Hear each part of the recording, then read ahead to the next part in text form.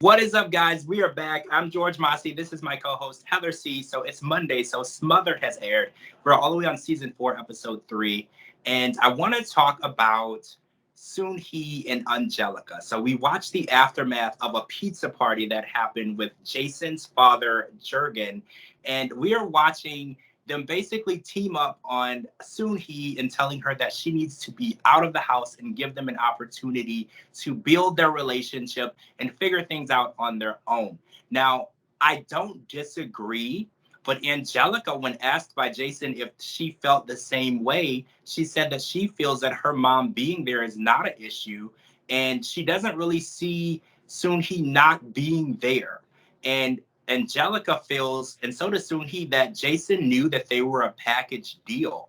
If he thought that he was going to get Angelica and Soon Hee wouldn't be in the picture, she doesn't really understand where he got that thought process, because they've always been together. They're always inseparable. And the idea that Soon Hee wouldn't be close with her granddaughter is just insane, because in her culture, families don't split up. They always stay together, no matter the age, and they always take care of each other and help raise the children of the family. Where do you think this is going to go? Because Jason is very, very discouraged in the situation, and he doesn't really see how their relationship is going to be successful with Soon Hee there literally calling him every name in the book and not giving him any opportunity to be an actual father to Amara. Okay, so here's my take on this. I personally think that Soon Hee is keeping them together. And I know you're probably like, what are you talking about? Let me explain. Okay, so we've seen where Angelica has reached out to him and said, hey, I want you to be involved and want you to be part of the bedtime process and everything. And he made his video game a priority at that time. And if we look back, Amara is always with Angelica.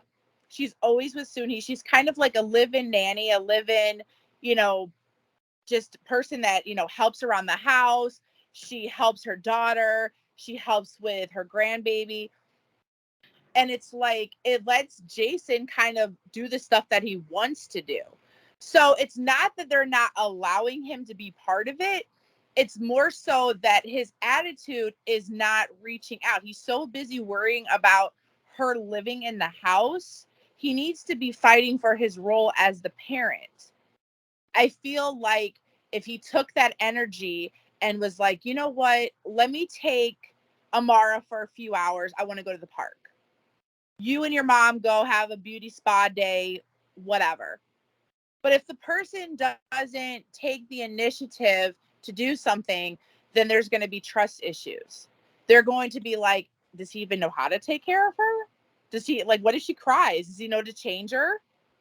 So I think having her around, minus talking to him crazy, is actually beneficial because they have the help. Angelica has the help that she needs.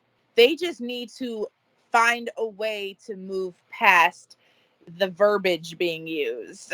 So that's my only thing. But no, I think that her living there isn't horrible. I think it's actually a big help. So now I want to move over and talk about Dawn and Cher. They are back.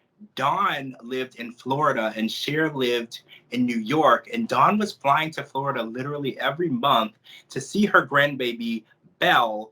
And that's pretty insane because she basically was on a plane every month, spending weeks at a time there. And we have learned that is no longer the case. Cher and Jared are moving to Florida. Now, the only issue is they're moving to Miami, Florida, where Jared will be working his new position, which is about 4 hours away from Tampa. But that is still a lot closer than the plane rides that Dawn had been taking all the way to NYC. So we're really excited for them to be back on the show. And we actually find out that Jared's family is really close to the area where they will be living.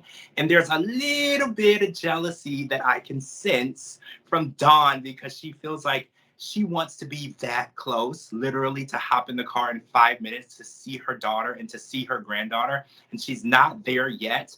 And she definitely wants them to start thinking about moving even closer to Tampa, if not just in Tampa or next door. But, the baby steps. So, and we did see a scene where they went pole dancing. Now, this is something that I wasn't aware that mother and daughters did. But is it weird to say that they were both really good at pole dancing? No, see, I think that people get it twisted. I think they think pole dancing and they automatically think strippers. It's not even like that. They have pole dancing classes that are used strictly for working out, building endurance, building your upper body strength. And it's actually for all shapes, sizes, ages, and everything. It's so it's not treated as something so dirty anymore. And So, I just wanted to say they so did do a good job. would it make sense to say it's like going to the gym? It's like a form of a workout? Yeah, I mean, I think it's like pole dancing is like basically another form of dancing. It could be treated as erotic, or it could just be treated as, like I said, like upper body, lower body endurance to work on your strength. It's a lot of pole movement. So, you're working your upper body, your torso, your lower half. I think that you can make it really kind of elegant in a way. But a lot of people, they like to associate it with always just being like, oh, it's going to be at the strip club. And it doesn't have to be that way. I mean, yeah, it's a pole, but it's like there's so many cool acrobatic things that you can do on it. It seems like something really cool. Like, I actually wanted to give a class a try. I think that would be really cool to learn.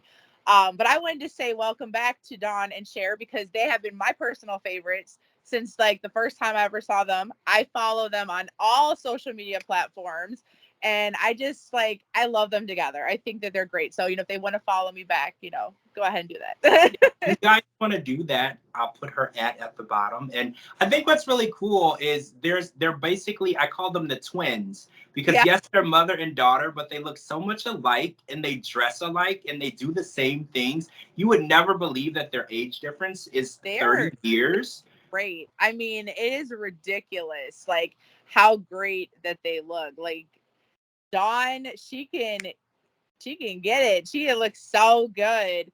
And Cher is beautiful. I mean, she's always been beautiful. And I know she talks about her Super Sweet 16 episode a lot. I do remember that. I do It was remember 16 years ago last week, she just said. That is so crazy. So it's fun watching them on this show and all the little shenanigans they get into. I know that Jared is probably like, oh my God, here we go again. But, they're fun. And I think it'll be fun this season to see like what type of stuff they get into. Yeah, there was a scene in the previews that we saw between Jared's mom and Dawn, and we will have to wait and see how that even took place. And I'm excited to see where it goes from there, because they have to get along, So yeah, fingers crossed things are going to work out and nobody gets hurt. That's it for part 2. I'm George Mossey. This is my co-host, Heather C. This has been the Smothered Podcast Recap, Season 4, Episode 3, Part 2. Thank you so much for watching. Make sure you live tweet with us every Monday night, and we'll talk to you all really soon.